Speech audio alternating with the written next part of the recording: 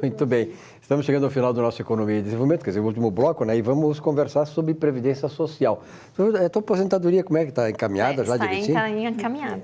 Encaminhada por Rui ali, é? Sim, claro. Tu sabe que é o nome do Rui agora? Consultor de referência. Ele agora está com um nome pomposo, sabia? Rui Lula Simão. Eu não sei de nada. Hein? É ele que Rui está Lula dizendo. Simão, é isso? Que vai levar uma canelada aqui. Que barbaridade, né? Só nesse país acontece isso, né? Ei, Rui, o que tu acha? Eu estava ouvindo um comentário agora, o pessoal da Associação dos Delegados, né? Dizendo, pelo amor de Deus, tirem essa criatura daqui porque está atrapalhando tudo. Né? E ele disse que tiveram que usar a Associação dos Delegados, porque se um delegado fizer isso, ele leva chumbo dos dois lados. Da turma que quer que segure lá, da turma que quer que, sabe? Ele disse, a gente teve que usar a associação porque a gente não sabe o que fazer. Para quem eu vou reclamar? Né? A Ilha de Marajó, eu conheci a Ilha de Marajó no fim da década de 70. Uma monstruosidade aquilo lá, né? Está à disposição. Bota na Ilha de Marajó e os caras que querem lá ficar com ele, vou ter um navio à disposição para levar toda essa cambada. Mas todo mundo fica tudo lá. Que beleza, uma bela ideia, tu não acha uma bela ideia? Pode. Eu acho melhor. Tinha uma outra, não sei se está ativa ainda. Aqui tem a Ilha do Presidiário, a Ilha do Presídio. Tá, não, mas tinha uma outra é mais atinente o caso desse. Mas tinha uma outra ali no litoral do Rio de Janeiro, onde a Marinha usava como alvo. Eu não sei o nome daquela ilha. Aquilo ali a Marinha usava para teste de tiro. Eu acho excelente. Nós podemos até usar para teste de tiro, Delon. Manda o homem para lá e vamos... Mas eu acho excelente ideia. Mas...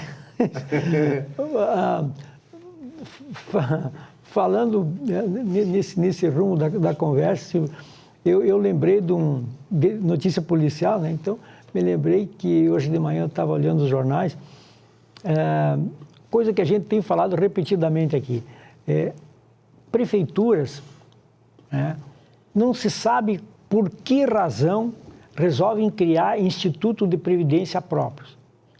Não tem nenhum sentido nisso, a não ser privilegiar algum marajá lá dentro. Porque qual é o sentido em prefeituras terem salários acima do teto da Previdência, R$5.600? Por que isso? Então, eles criam um Instituto de Previdência próprio. A Assembleia Legislativa aqui do Estado tinha a FEPANTE, lembra? É um fundo de previdência E aí acabaram com aquele troço também. Claro que é uma falcatrua, tem que ser pelo INSS. Exatamente. Para que criar um Instituto de Previdência próprio? É difícil de administrar, é fácil de burlar, de desviar. É por isso que eles querem isso, porque é fácil de burlar. Para que tu chegasse na coisa. Exatamente. Lília. Agora, tu não acha, Lília? Hein? Agora de manhã... Agora de manhã saiu uma força-tarefa da Polícia Federal com vários mandados de prisão, né? Busca e apreensão, inclusive. E aí, onde? Em prefeituras do interior. No interior do Brasil aí. Mas qual é a diferença entre essas prefeituras e prefeituras do interior do Rio Grande do Sul? Nenhuma. Aqui só não se chegou ainda digamos, às vias de fato, né? Não botaram a mão nesse pessoal.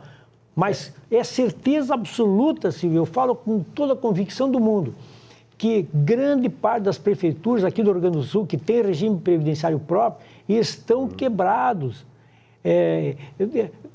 Fundos da prefeitura tal investiram no Banco de Santos e por aí vai. Né? Orientados por politicagem, agora quem vai sofrer? Os funcionários. Na verdade, tu falaste uma coisa que é a coisa mais certa que existe nesse país. Não são só as prefeituras que estão falidas.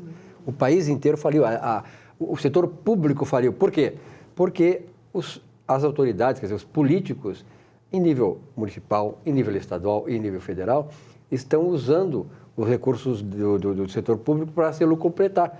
Criam essas coisas. Por exemplo, hoje nós estamos gravando aqui dia 12 de abril, é uma quinta-feira, para você ter uma ideia, porque as coisas mudam tão depressa, né, que essa semana passada nós estávamos conversando sobre a decisão do Supremo e depois o Lula acabou sendo preso e tal, e o programa estava no ar. Então, nós estamos gravando dia 12, uma quinta-feira. Muita coisa vai acontecer até a semana que vem, quando temos o programa é repetido. Então, na verdade, a Polícia Federal também foi nos Correios e Telégrafos, na Petrobras, no Banco do Brasil e na Caixa Econômica Federal. Os fundos de pensão dessas 4 instituições que estão falidas do ponto de vista foram usados pelo PT, pela companheirada, quer dizer, o pessoal da Caixa Econômica Federal, do Banco do Brasil, dos Correios e da Petrobras, era o corporativismo emblemático do PT. E hoje eles vão pagar, estão pagando esse preço. Eu sei que os funcionários da Petrobras e do Banco do Brasil já estão descontando, ao invés de receber, estão descontando para repor o dinheiro que o Lula e essa quadrilha toda roubou no país. E dos Correios até os aposentados. Até os aposentados. Quer dizer, daqui a pouco não vai ter dinheiro para pagar porque a companheirada foi lá e saqueou o Brasil. Na verdade, o Lula e o PT fez um saque no Brasil. Eu acho engraçado, Silvio, é que enquanto esse dinheiro todo era desviado, ninguém chiou, ninguém reclamou. Impunidade, né? Achava que não ia dar em nada, né? Não ia dar em nada. Agora estão se lamentando porque o líder máximo deles está lá enquadrado. Mas demorou. Quem é que vai pagar por isso? Com o patrimônio deles, né? Esse mentecapto aí que está detido em Curitiba, a justiça já mandou retirar o bloquear das contas dele e dos institutos. Mais de 30 milhões, 30 milhões dele. Mas isso é uma gota no oceano. O que foi desviado para o Porto de Mariel, em Cuba, em Moçambique, na Argentina. Para vocês verem como é aquela coisa, eu quero colocar a Lília na conversa aqui porque ela trabalha nesse segmento de qualificação das pessoas. Por exemplo, assim, ó, a Petrobras, o Banco do Brasil, todas as entidades públicas, elas acabam servindo de quê? De cabide de emprego para gente que não tem a mínima condição, não tem a mínima qualificação e vão para lá para quê? Exatamente para servir, né, os interesses escusos dos partidos políticos, dos graúdos. Né, Lília? Então, nós temos defendido aqui a questão de que os políticos, nós temos que saber bem escolher, nós temos um ano de eleição, não votar nesse pessoal que está lá, esse pessoal que está na Lava Jato, não votar, que está cheio de gente que está denunciada na Lava Jato. Se votarmos neles, eles vão acabar prorrogando a questão de não ser, como é que chama, tem um termo, eles não podem ser denunciados no cargo, como é que chama, privilégio, né? Isso aí, eu sei que ele não pode ser, esse tem um termo. Como é que é o nome? O foro privilegiado, isso mesmo, obrigado, Lucas. Foro privilegiado, tem que acabar com isso.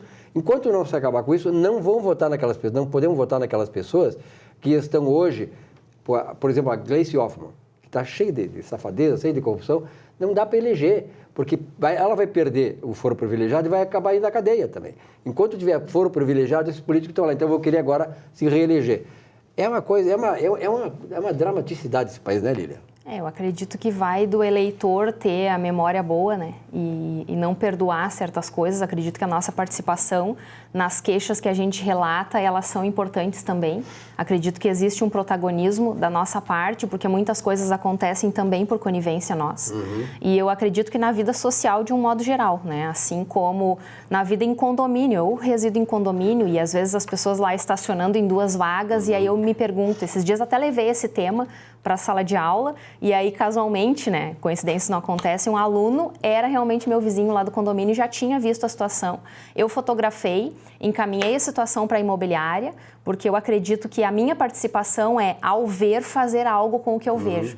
Não adianta simplesmente reclamar. Então, eu acredito que o eleitor, ele precisa ter o seu protagonismo, ele tem o seu papel e, inclusive, é de lembrar desse tipo de situação, né? A gente não pode perdoar e simplesmente deixar as coisas passarem por isso, porque aí aquele que reclama também é culpado e aí tem a nossa participação. Eu acho que nós temos que fazer, não adianta nós reclamarmos dos políticos se nós não fazemos nas nossas ações, nosso comportamento social e relacionamentos, aquilo que é o correto. Então, essa é a grande questão. A gente não pode esperar o exemplo da gestão, não. Nós não podemos seguir o exemplo dele, nós é que temos que dar o exemplo.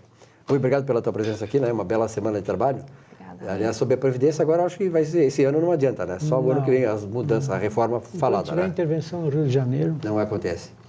Muito obrigado pela audiência de todos vocês. Economia e Desenvolvimento volta a semana que vem. Até lá.